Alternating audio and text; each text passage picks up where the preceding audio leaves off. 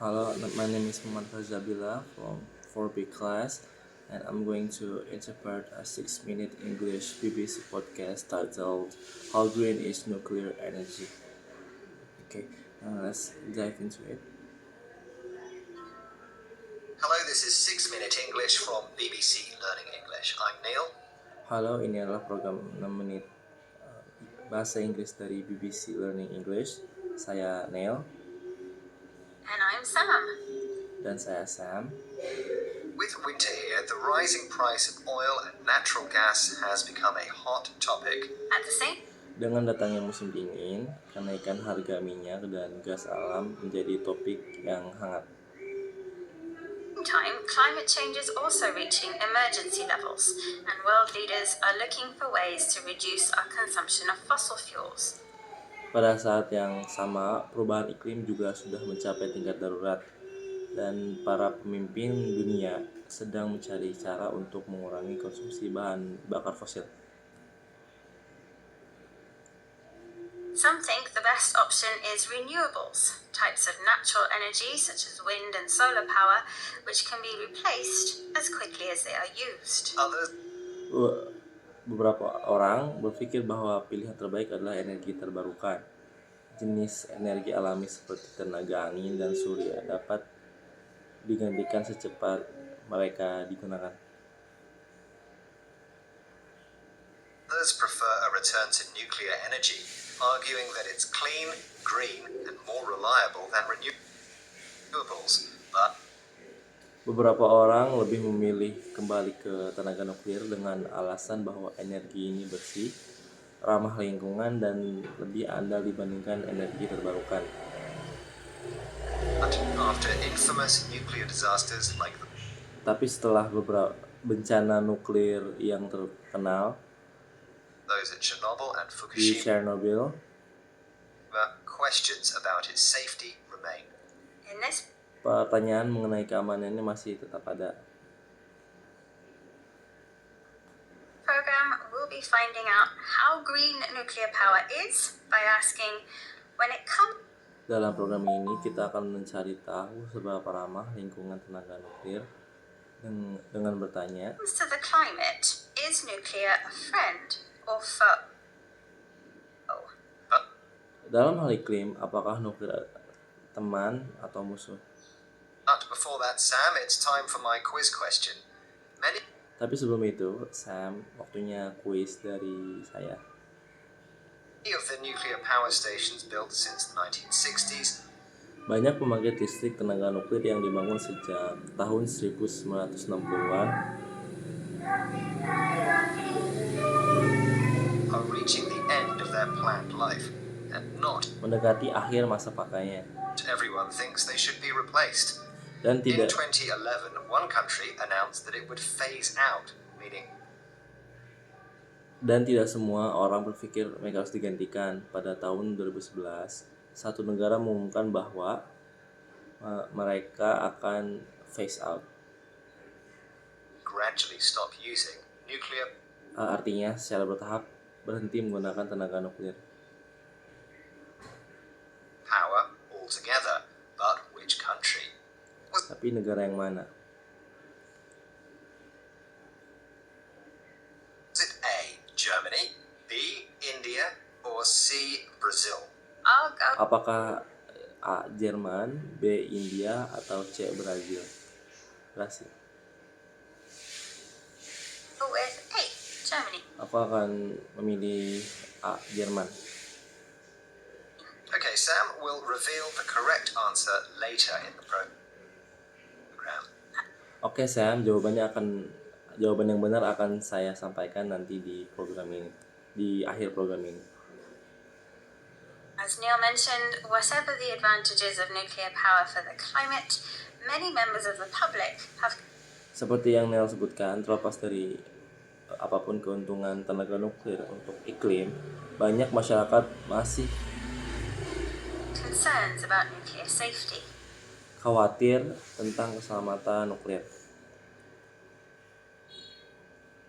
Probably the most well-known nuclear accident happened on the 26th of April 1986 at the Mungkin kecelakaan nuklir paling terkenal terjadi pada 26 April 1986 Chernobyl nuclear power plant in di pembangkit listrik tenaga nuklir Chernobyl di Ukraina.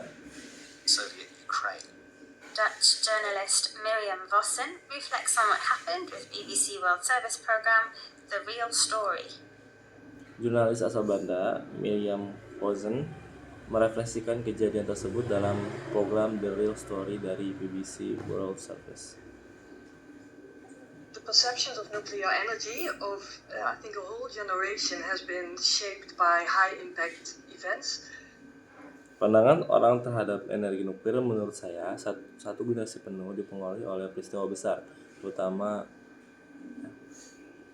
Most notably the Chernobyl disaster, including myself.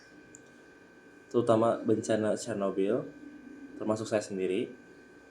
I have vivid memories of how the media reported on this event and how scary it was and how frightening. Saya masih memiliki vivid memories, kenangan yang sangat jelas tentang bagaimana media memberitakan peristiwa itu, betapa menakutkannya dan betapa Everyone was on the radio.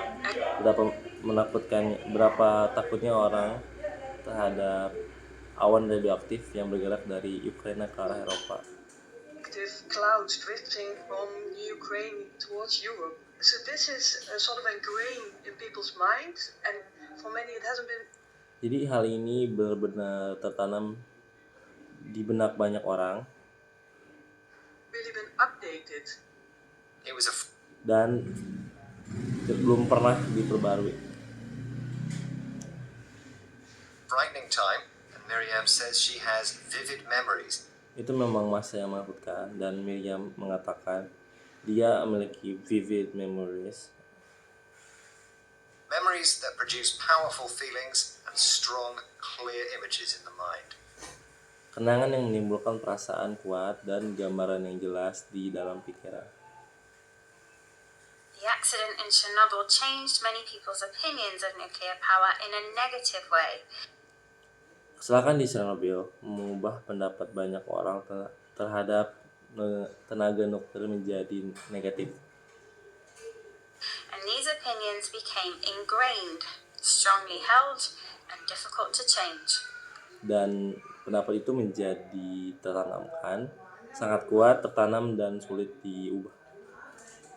Miriam believes these ingrained public perceptions of nuclear safety are out of date. Tapi Miriam percaya bahwa persepsi publik terhadap keamanan nuklir yang sudah tertanam ini sebenarnya sudah out of date, sudah tidak relevan.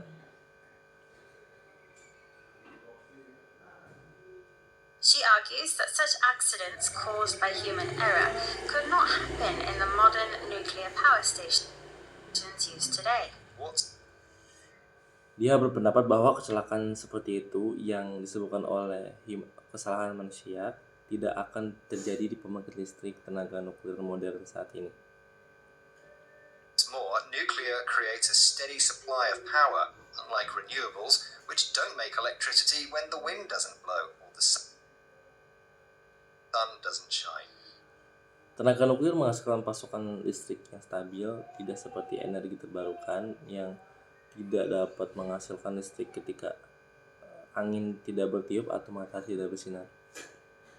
So maybe nuclear power is the greenest way of generating energy without fossil fuels.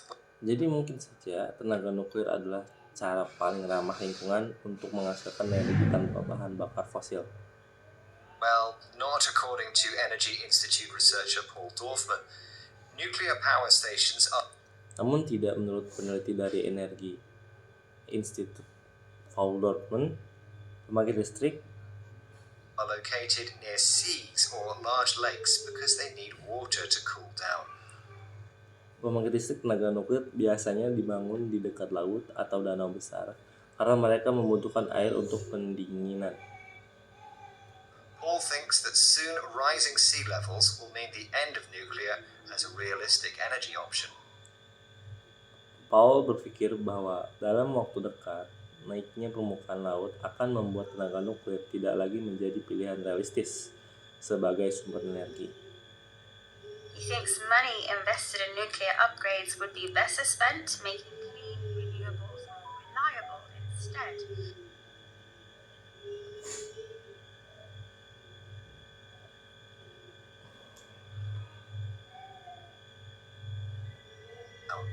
Paul thinks that soon rising sea levels will mean the end of nuclear as a realistic energy option. He thinks money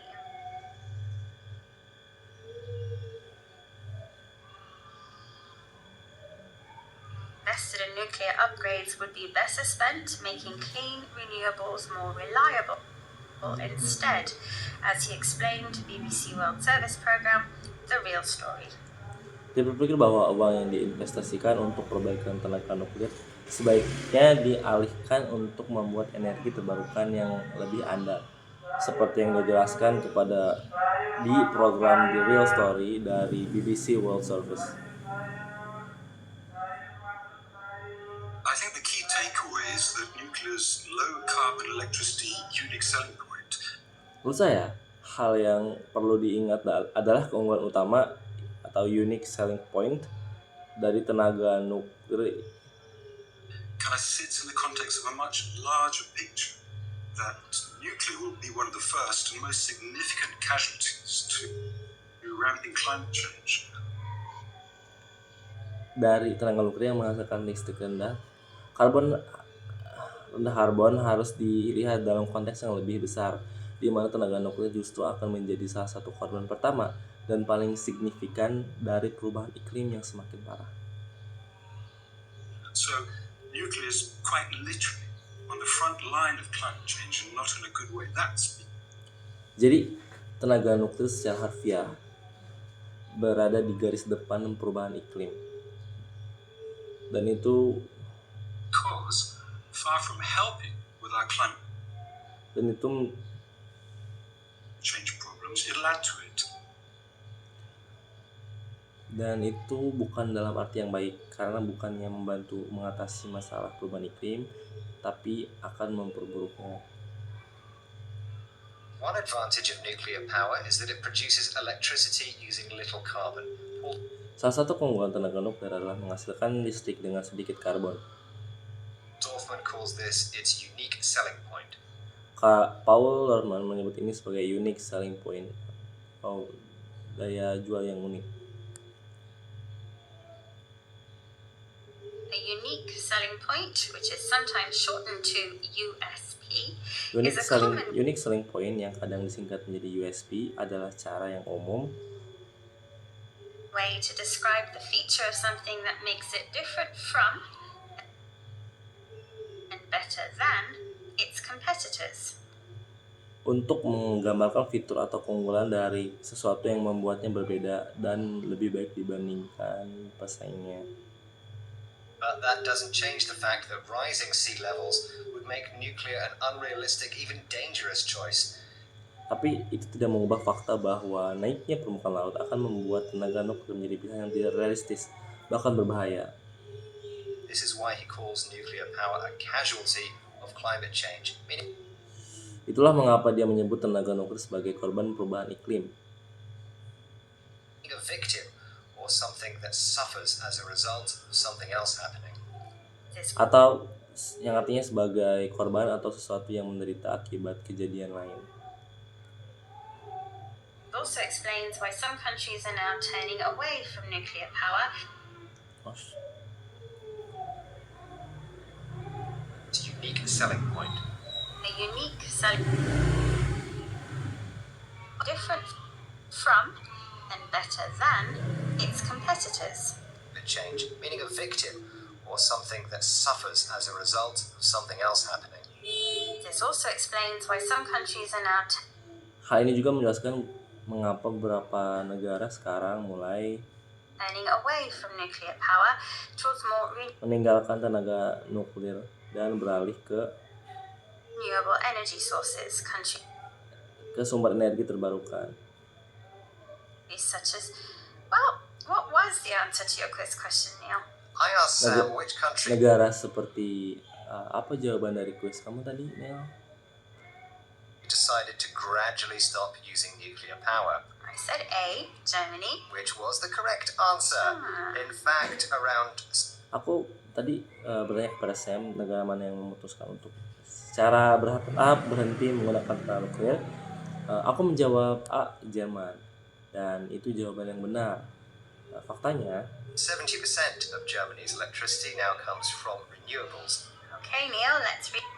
Faktanya sekitar 70% listrik di Jerman sekarang berasal dari energi terbarukan. Oke, Neil.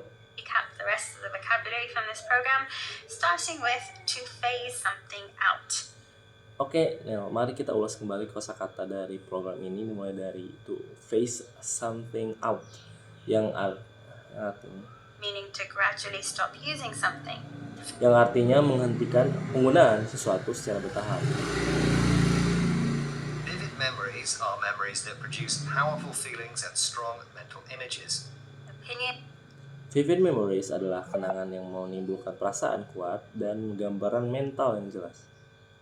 Opinions and beliefs which are ingrained are so strongly held that they are difficult to change. Opini dan kepercayaan yang ingrained, artinya sangat melekat atau sudah tertanam begitu kuat sehingga sulit diubah. Something's unique selling point, or USP, is the feature that makes it different from and better than its competitors. Unique selling point atau USP adalah fitur yang membuat sesuatu berbeda dan lebih baik daripada pesaingnya. And finally, a casualty is a person or thing that suffers as a result of something else happening. Dan terakhir, casualty atau seseorang yang atau sesuatu yang menjadi korban atau menderita akibat peristiwa lain. That's all from this look into nuclear and renewable energy. Bye for now. Bye. Itu saja pembahasan kita tentang tenaga nuklir dan energi terbarukan.